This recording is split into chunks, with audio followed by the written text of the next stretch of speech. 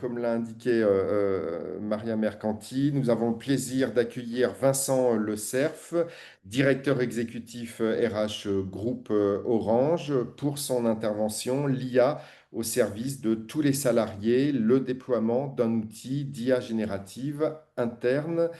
Vincent, on vous écoute attentivement. Merci, merci.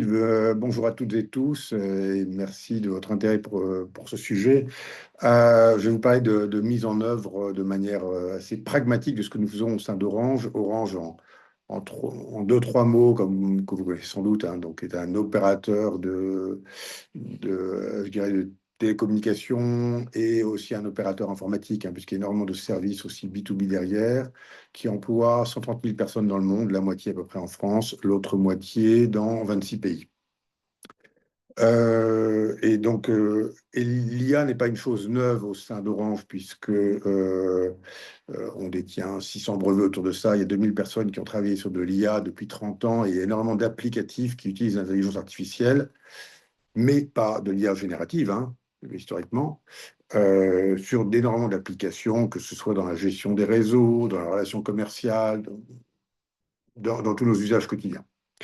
Maintenant, ce dont je vais vous parler, c'est d'un cas concret qui est comment est-ce qu'on a mis en place à disposition un outil, on va dire un agrégateur d'IA générative pour l'ensemble de nos salariés pour les acculturer.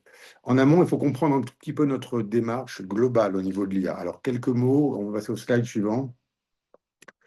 Euh, Notre sujet, il est de comment est-ce qu'on s'assure d'embarquer l'ensemble des salariés autour de ces outils nouveaux qui sont transformants, comment le faire de manière positive et comment le faire au service de l'humain et non pas, je dirais, contre l'humain d'une certaine manière. Et on l'a fait avec beaucoup de piliers. Le premier, c'est d'abord de former. Et on a formé largement et on est aujourd'hui à 56 000 salariés formés. Enfin, on est plus proche de 60 000 désormais. Le slide vieillit vite, avec des niveaux de formation très variables entre juste une acculturation, une maîtrise de l'outil ou même en faire un métier. Et ça résulte vraiment d'une compréhension intime de la réaction de nos salariés à l'IA. On a fait des enquêtes sociologiques approfondies autour de ça. Et le premier sujet, c'est de familiariser, adopter, acculturer.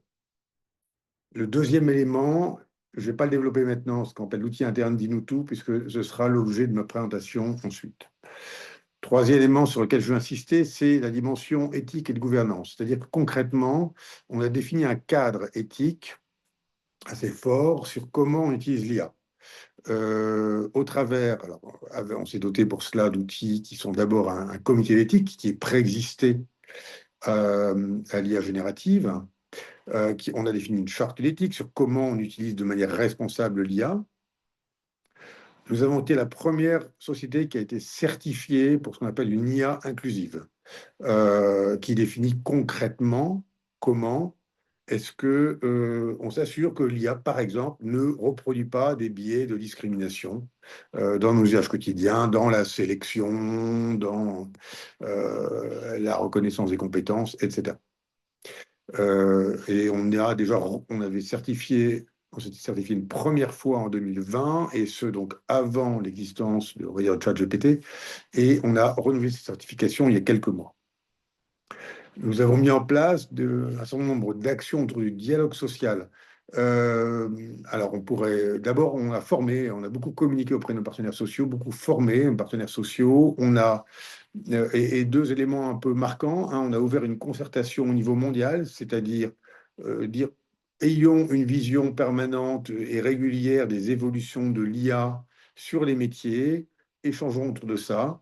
Euh, et on n'est pas dans une logique de partage de valeurs parce que les choses bougent tellement vite que ça n'a pas de sens. Je veux dire, on ouvrirait une négociation, le contenu en serait obsolète au bout de quelques mois.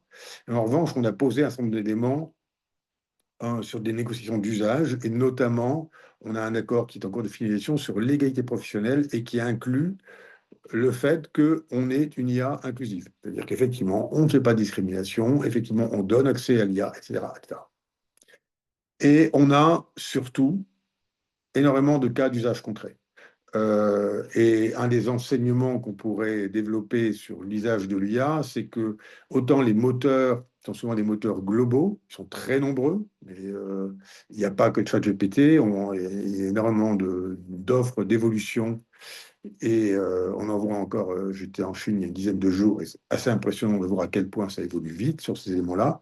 Mais en revanche, l'IA n'existe réellement que dans des cas d'usage concret sur un business case. Comment je trie du CV, comment je rapproche de fichiers entre eux, comment j'intègre toute une série de contrats commerciaux pour m'assurer que ce que je fournis est cohérent avec notre pratique ou avec nos règles de conditions commerciales. Euh, je suis un agent commercial qui répond au téléphone. L'IA, on teste ça, écoute en parallèle et, et prémâche une réponse plus rapide pour le client. C'est toujours la personne qui parlera, mais en revanche, la personne elle aura un écran à côté qui lui dit, qui écoutera ce que l'IA lui propose en fonction de ce que l'IA aura entendu de la conversation avec le client. La personne au final qui arbitrera, mais elle sera mieux renseignée plus rapidement, et ça fait gagner beaucoup de temps d'attente pour dire, attendez, je vais regarder techniquement comment faire. Bref, le cas d'usage concret, c'est un levier clé pour le déploiement de l'IA. Et ce cas d'usage concret, il s'appuie aussi sur une data de qualité. Ça paraît trivial ce que je dis, mais la réalité des entreprises, c'est que on multiplie la data et avoir une data de qualité est un enjeu majeur.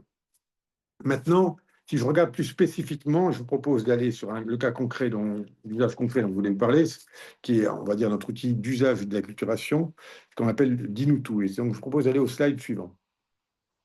En fait, nous avons donné accès à l'ensemble de nos salariés via une app, via une entrée dans le portail intranet, accès à, je dirais, à peu près l'ensemble de l'offre d'outils d'IA générative que le marché peut offrir.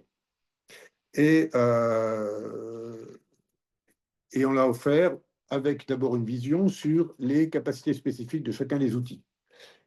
Capacité de ce qu'ils font en termes de vitesse, mais surtout aussi en termes d'impact CO2. Vous savez bien que entre un outil A et un outil B, l'impact en termes d'émissions de CO2 peut être de 1 à 10, voire de 1 à 100. Vous vous rappelez que DeepSeek s'est repositionné autour de ça, mais même à l'intérieur des ChatGPT, des Gemini, des Claude Sonnet, enfin Anthropic, Mistral ou autres, on a des impacts et des consommations qui sont extrêmement variables. Donc, on donne accès à l'ensemble de cette gamme d'outils. L'ensemble de cette gamme d'outils permet aussi à nos salariés de développer des prompts, une bibliothèque de requêtes préformatées qui sont désormais très nombreuses. Je crois qu'on en est à 13 000 prompts, bibliothèques de prompts que l'on peut trouver. Et on a, au-delà de ça, commencé à créer des agents, donc des liens qui vont créer les liens entre différentes applications qui permettront effectivement d'accélérer. Donc ça veut dire qu'on capitalise sur l'expérience de nos salariés qui partagent eux-mêmes effectivement leur expérience avec tout le monde. On le fait, enfin, et ça c'est un sujet absolument essentiel, en gardant la data au sein de l'entreprise. C'est-à-dire que c'est très tentant d'utiliser de l'IA pour, ce qu'on appelle souvent du shadow AI, mettre de l'information pour tester ChatGPT, résume-moi cette présentation PowerPoint. Sauf que tout ça part dans la nature. Et donc, ce que nos salariés mettent dans Dino2, en utilisant toute la gamme d'outils qui existent sur le marché, ça reste au sein d'Orange et ça protège les données. En termes d'adoption, l'adoption elle est massive. On est à 86 000 utilisateurs. Ça continue à croître en permanence avec une utilisation quotidienne de 12 000 personnes. Vous voyez, 30 000, 26 000 personnes qui utilisent de manière hebdomadaire. Et on peut effectivement mesurer effectivement l'ensemble des usages, des utilisations. Et les gens les font en sécurité. On le fait en accompagnant. Je vous parlais de formation au préalable. On a créé des réseaux d'ambassadeurs, des gens qui sont là pour aider à mettre en œuvre des cas d'usage concrets. Et ça nous permet effectivement d'améliorer énormément de processus au quotidien. Ça nous permet d'avoir des personnes qui sont beaucoup plus acculturées à ça, et ça permet aussi de faire tomber, autant que faire se peut, les craintes, hein, les interrogations qu'il peut y avoir autour de l'IA. Euh, donc, ça vous donne, avec cette illustration-là, et je vous propose de passer au slide suivant, ça nous donne une illustration de quelques clés pour nous de la réussite pour faire corps social dans un contexte d'incertitude. Le premier, c'est l'acculturation. Hein, on l'a vu au travers des politiques RH, de la formation, de la montée en compétences et la fixation d'un cadre de gouvernance éthique et responsable. On sait comment on le fait, on sait pourquoi on le fait, les règles du jeu sont claires et on accompagne. Le deuxième point, c'est effectivement un raisonnement par cas d'usage. C'est-à-dire que autant souvent les moteurs sont globaux, autant les applicatifs sont locaux. Et c'est toute une différence par rapport à des démarches précédentes. C'est-à-dire que c'est désormais l'ensemble des utilisateurs quotidiens qui pourront très souvent utiliser ces outils pour tester, partager et mettre en œuvre. Et enfin, je vous le disais, des datas de qualité, c'est un sujet absolument essentiel pour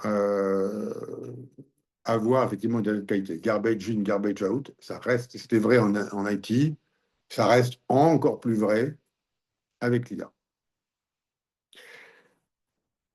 Juste un point, un dernier élément pour, avant de basculer, parce que je garde des temps pour les questions que pour y avoir.